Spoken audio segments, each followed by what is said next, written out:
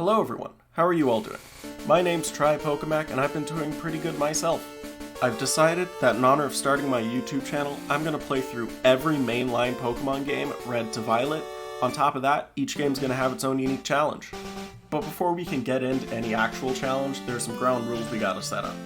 No items in battle, I have to nickname every Pokemon on my team, no overleveling, I have to use a version exclusive or an in-game trade Pokemon if I can. Every starter has to be used at least once. My first playthrough of a new generation can only have Pokemon from that generation. And I can't repeat a challenge unless I build on it. And finally, every team member has to participate in the champion battle. Generation 1 is pretty simple, so the challenges are going to reflect that.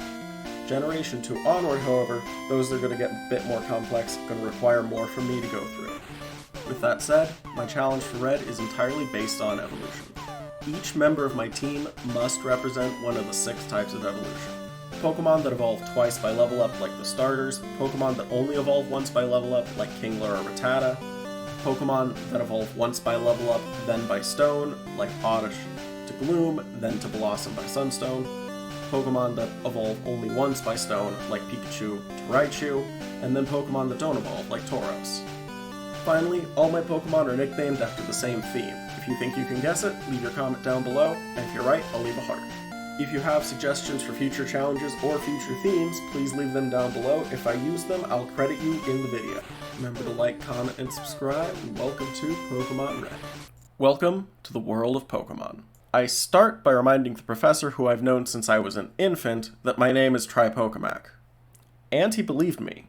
So remember, kids, if this man who can't even remember his own grandson's name can remember my chosen name, your friends can remember your pronouns. Then I name my rival after my best friend, Hero of Time. I wake up in my room, grab a potion right out of my PC, and then, after a little bit of hesitation, tell my mom bye. Then I immediately run north to try to escape Pallet Town, but Professor Oak catches me and drags me back to his lab. In there, I briefly consider if I should choose Charmander, but decide to choose Squirtle instead. I name him Takegrave, and Hero chooses Bulbasaur because he's based. Hero challenges me to battle, and I have my Squirtle throw it back in his Bulbasaur's face before spamming Tackle to beat him. I have lost this fight before, but it hasn't exactly happened since I was a kid.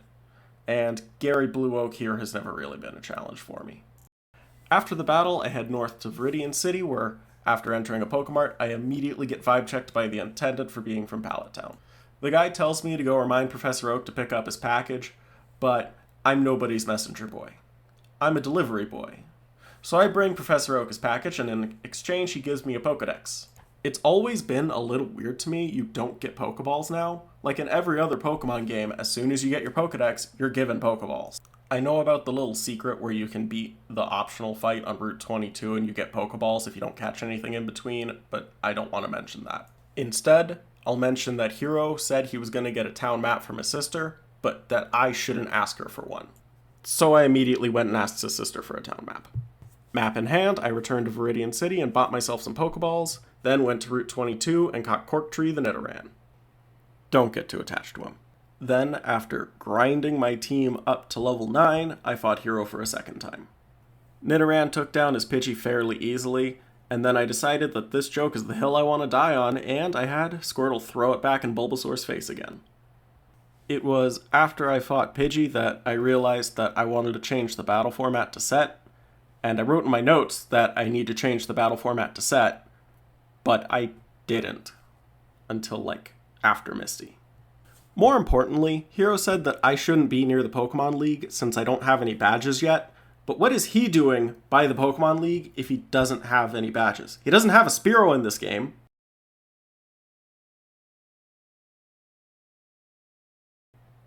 Ignoring him like I ignore my problems, I decide, 2 Pokemon to my name, I'm gonna go take on Pewter City's gym.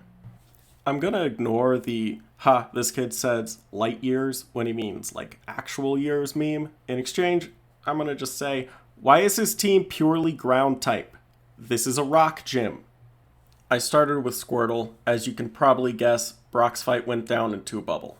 On the way to Mount Moon, Squirtle evolved into Wartortle, and after I said hi to the Shorts kid, Nidoran evolved into Nidorino. I'll add here that I picked the Helix fossil. I'm not going to use it, but I know people want to know that. The first thing I do in Cerulean City is fight my rival because my next team member is in the route right behind him. I don't have any notes about how this fight went other than my Wartortle was able to throw it back in Bulbasaur's face, and then asking why Bulbasaur isn't evolved. It's level 17. After battling through Nugget Bridge off camera, I go to the grass and grab an Abra. I named him Infinity on High, by the way, but more importantly, I'm going to just show you how many Abras ran away before I was actually able to grab him. I evolved Abra into Kadabra immediately. I saved Bill from life as a Nidorino, then looked at his PC to show you one of our future team members. I had Kadabra basically solo Misty's gym, even if a physical attack would fold it like a piece of paper. I had to tank a lot of crits though, because in Generation 1, critical hits are based on the speed stat. This means that Pokemon like Charizard and Persian can get out a lot of critical hits when they use a move like Slash, and Misty Starmie can do a lot of critical hits because it has 115 base speed. When Kadabra fell to Misty Starmie, I swapped into Nidorino, hit through her X defense with Horn Attack multiple times so that I could win the Cascade Badge on 5 HP. I was even able to end the fight off with an unnecessary critical hit to finish Starmie. On Route 11, I say hi to this gambler here, then trade away Corktree, the Nidorino, for Terry, the Nidorina, who I then evolve into Nidoqueen and die a little inside, realizing that she can't learn Dig this generation.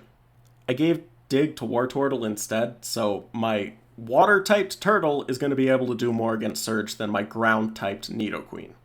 Then I made a quick run through the SS Anne and fought Hero one more time.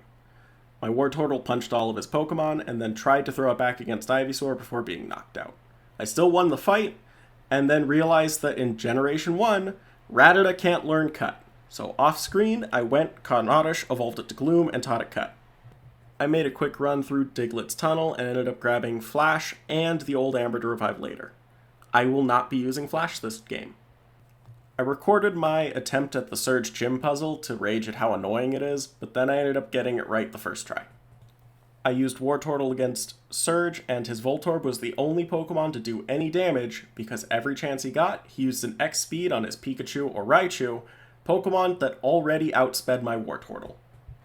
I even got an unnecessary crit to finish off his Raichu. Don't you just love how beautiful Rock Tunnel looks?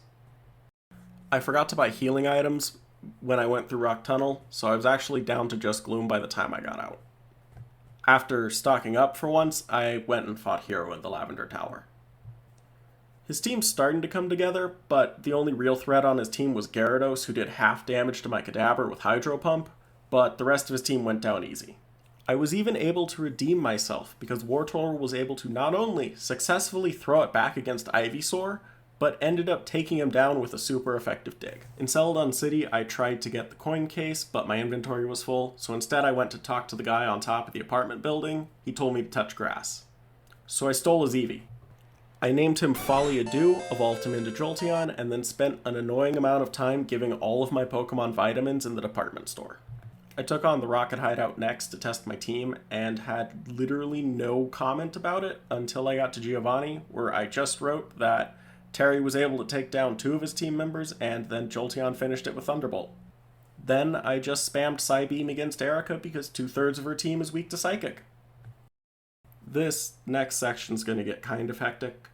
I went to Saffron to get Psychic from Mr. Psychic, but then remembered I didn't have a bike, so I went on a detour to get a bike, and then forgot to get Psychic until much later. In the Pokemon fan club, I could only think of that one panel in the Pokemon Adventures manga where they published the newsletter and the cover story is about not taking baths with Tentacool. Then I went, grabbed the Pokeflute, fought the average Reddit mod, and broke into my favorite streamer's house. But instead of her bathwater, she just gave me the HM for Fly. In Fuchsia City, I made my way through the Safari Zone.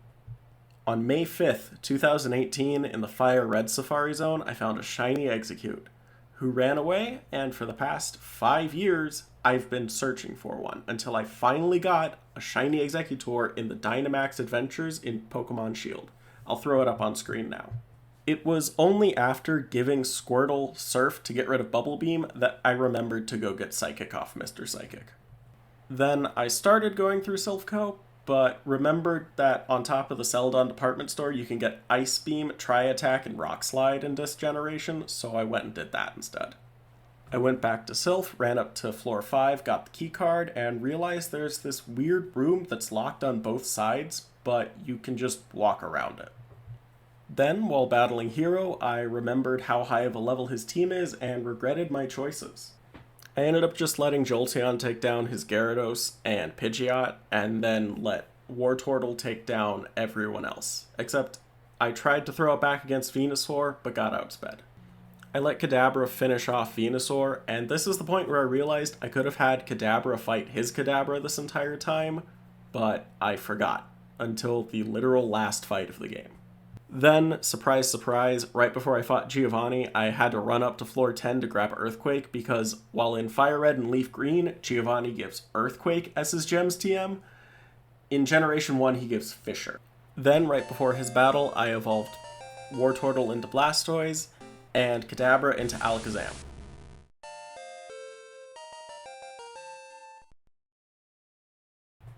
Then for Giovanni, Blastoise took out Nidorino. Then, with Earthquake, Terry took down Kangaskhan and Nidoqueen. After freeing Silph, I went and fought Koga in his gym full of Psychic-type trainers. Because Terry's a traded Pokemon, she gets extra EXP, so through the battle with Koga, she got 2 extra levels. I did debate using Alakazam against his Muck, but I didn't want his Muck to have the chance to get off a free Minimize. After battling Koga, I deposited my Cut user into the PC. Then I went through Diglett's tunnel and remembered I needed Cut at the end, so I ran back, got it, and then went back through Diglett's tunnel before getting to Cinnabar Island. Once on Cinnabar, I was able to revive Save Rock the Aerodactyl. Then I went into the Pokemon Mansion where I was able to catch Beauty Psych the Ponyta and Mania the Coughing. Then I spent like half an hour trying to find the Flamethrower TM, but then I remembered that in Generation 1, Flamethrower isn't a TM, so I went to Celadon City, where I spent a lot of time getting the coins to give Aerodactyl Dragon Rage and Hyper Beam. Then I channeled my inner speedrunner and got to Sabrina without fighting any trainers. Sabrina has a team of 4 in this game, and Hyper Beam has 5 PP. So, if you can do the math, by the time I was out of uses for Hyper Beam, Sabrina was already defeated. I evolved Ponyta into Rapidash off screen. Then I tried to get through Blaine's gym without battling any opponent, but ended up getting the first question wrong. It asks if Caterpie evolves into Butterfree, which is technically correct, but I didn't know if it was correct because Caterpie evolves into Metapod, which evolves into Butterfree. I'd like to explain how easy Blaine was for me to beat, but all of my notes are about how dumb that question was. And then asking why he has 4 of the question machines behind him if you can't, instead of battling him, answer 4 questions. Volcano Badge in hand, I went and fought Giovanni. I let Blastoise take out his first 2 Pokemon, then Terry took out his Nidoqueen, and then I swapped to Rapidash, who used Fire Spin to immobilize my opponent so I could take down his last 2 Pokemon fairly easily. Now that I had all 8 badges, I went and battled Hero again on Route 22, 6v6. I practiced for the champion battle by having all 6 of my team members take at least one of his Pokemon on. After beating him, I dropped Aerodactyl and Rapidash from my team, and pulled Mania the Coughing out of the PC and evolved it into Weezing. After a quick run around in Victory Road, I found my final team member, Stardust the Moltres. After reaching the summit of Victory Road, I got my entire team up to level 56 and gave Moltres his vitamins. Then, I entered the Elite Four, where I completely clowned on them. Jolteon took out almost all of Lorelei's Pokemon, except Moltres, who took on her Jinx. I forgot Bruno opens with Onix, so he got a free hit in twice, but then I destroyed the entirety of his team fairly easily. Between Earthquake and Psychic, Terry and Alakazam were able to easily defeat all of Agatha's poison types. Lance's Gyarados fell to a Thunderbolt. His first Dragonair was able to get off a Hyper Beam, but then it and its sibling were both taken down by an Ice Beam. I let Mania take down Aerodactyl, and after a clean switch, I was able to beat his Dragonite with just 1 Ice Beam from Blastoise. Here's spoilers for a game that's older than I am. My rival Hero was able to become the champion before I did. I open with Mania against his Pidgeot. Being the amazing gamer I am, I end up using Sludge turn 1 instead of Toxic, which was the obvious play. Then I Toxic turn 2, but Pidgeot ends up surviving with 1 HP on turn 3 and is able to get off a Sky attack before feigning to Toxic. Hero throws in his Alakazam and I sack off Mania in order to get Infinity on High a clean switch. With Infinity on High on the field, I set up 2 useless double teams. I say useless because after using Psychic to defeat Mania, Hero's Alakazam never used another attacking move. Instead, on its next turn, he set up a Reflect. Then, I got a critical hit on Psychic, so he used Recover. However, it didn't use Recover again.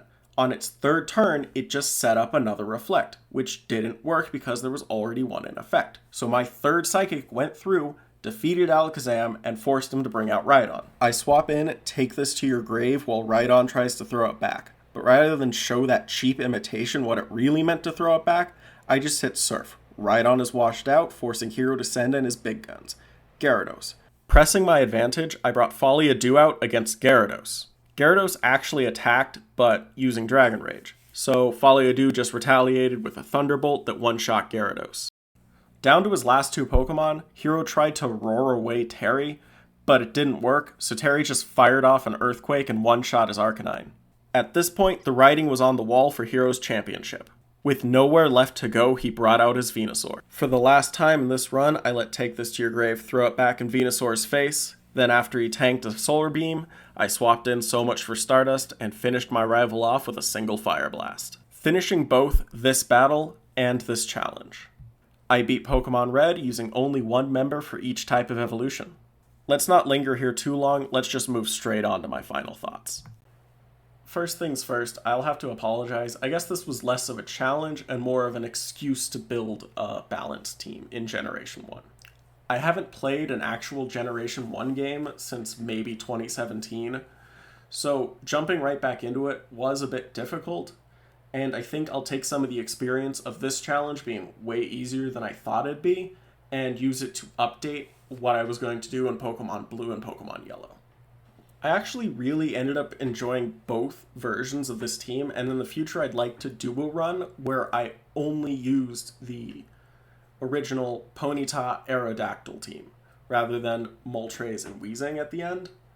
And if I do redo this challenge in maybe Pokemon Fire Red, I will adapt a bit of the Pokemon Blue challenge I plan to do and add it into it to make it a bit more interesting. I would actually recommend people try this challenge for themselves, even though it's fairly easy, in any game they want to play through, because of how different your team can be based on what your starter is and what kind of evolutions are available to you at what time. My next upload is going to be Pokemon Blue, but I have to replace my team after every gym. Remember to love yourselves, and I hope to see you in the next video.